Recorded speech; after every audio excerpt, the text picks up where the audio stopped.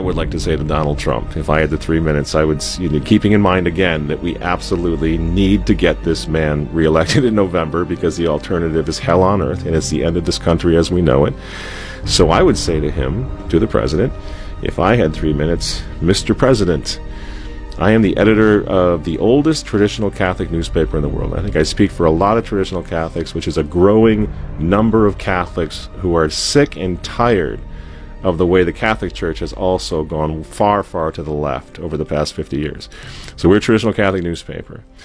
Mr. President, when you first threw your hat into the ring to become president, to run for the White House, we had options. We had options such as Marco Rubio, Jeb Bush, Chris Christie, all Catholics, by the way, but we didn't select those options. We became, here at the Remnant, among the very first to endorse you for the presidency. Because, quite frankly, we had had enough of the rhinos, enough of the Republican neocons pretending to be conservative, and of course they weren't. Even on the pro-life issue, they pretended like they were pro-life, but were they? Every single one of them, all the way back to the Gipper, had a pro-choice wife, pro-abortion wife. And then Donald Trump, the businessman, comes along, where said, yeah, let's give him a try. He's got it. It hasn't been tried yet. It's worth a try. Let's do it. We have no regrets for being among the first to endorse you. In fact, we thank you for standing with small businesses like ours. We thank you for defending our religious freedom, standing with the Little Sisters of the Poor. Well played, Mr. President. We thank you for that. We thank you for standing with the pro-life movement, standing with the unborn in this country. It means a lot. It means everything to us. And now, out of concern for our mothers and our fathers, the older people in our community, you tanked your own booming economy, Mr. President. You did it because you thought you were doing the right thing. You thought you were going to save lives. You tanked your own booming economy. But the reality is that now that the virus has proved to be much less deadly than the experts thought, we need you to let us take it from here. We know how to take care of our mothers and our fathers and our grandmothers and our grandfathers. We've been doing that for a lot of years, for generations, in fact. When somebody has the flu, you stay away from them. You take care of them, you protect them, but you isolate them. We can do that on our own. We don't need the federal government to tell us how to do that. And also, Mr. President, we realize that you need to play this thing out because you need to get yourself reelected. But you've got a big problem. If social distancing saved millions of lives in March, then the lack of social distancing is going to kill millions in June when we lift this thing, or in July, or whenever, until Bill Gates and his friends have vaccinated us all and turned our country into a police surveillance state. You see, at some point, we have to question social distancing. We have to question the lockdown, the stay-at-home orders. When I look at the basic tenets that we know of microbiology, and I say, do we need to still shelter in place? Our answer is emphatically no. You can't let them turn America into that medical dictatorship, into a surveillance police state. It was a mistake, sir, to lock the country down. We know it was done for all the right intentions, but it was a mistake. And the only way out of this now is to admit that it was a mistake. It should never have happened in the first place, and it can never happen again. Your base, Mr. President, is still with you. Your base will re-elect you. But if the country is locked down for much longer, you will lose your base and you will become a one-termer, and nobody wants that. Again, everyone was terrified of the virus. There's no shame in that. Everyone will remember what you did when you blocked flights coming in from China and everything you tried to do to save lives. You were a statesman who put the state and who put his people first. But the experts were wrong, and so now we have to beg you, please, let your inner statesman loose once again, Mr. Trump.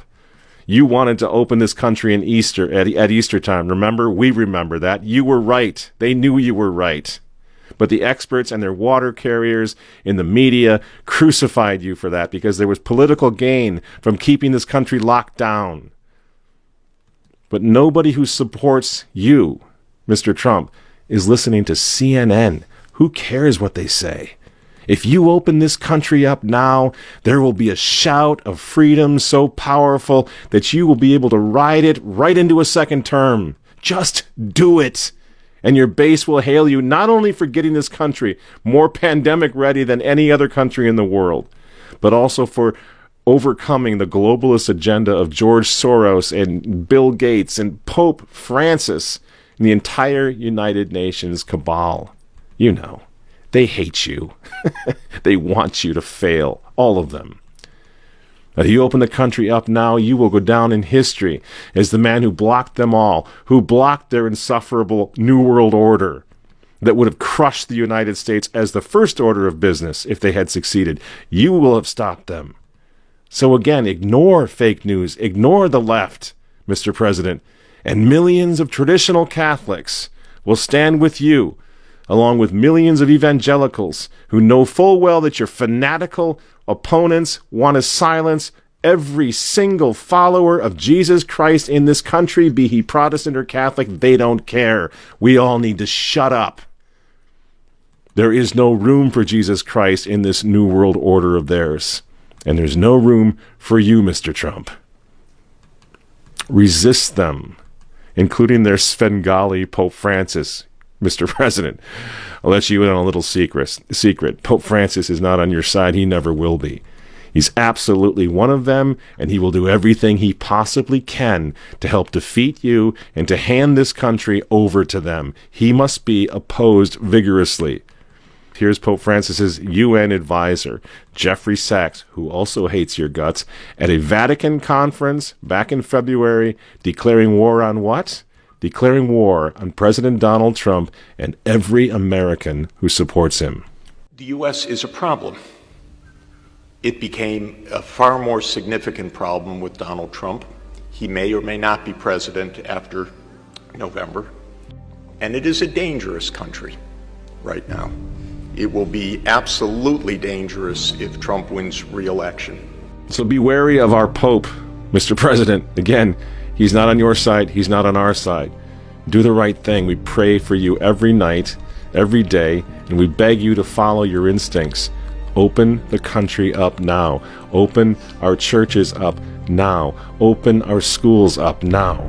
Christian America will stand with you. History will hail you as a hero, and God will bless and protect you for doing it. Mr. President, it's the only way out. Please, for God's sake, do it now. And that, friends, is what I would say to Donald Trump if I had his ear for 3 minutes. I'm Michael Matt from Remnant TV. God bless you all, and we'll see you next week.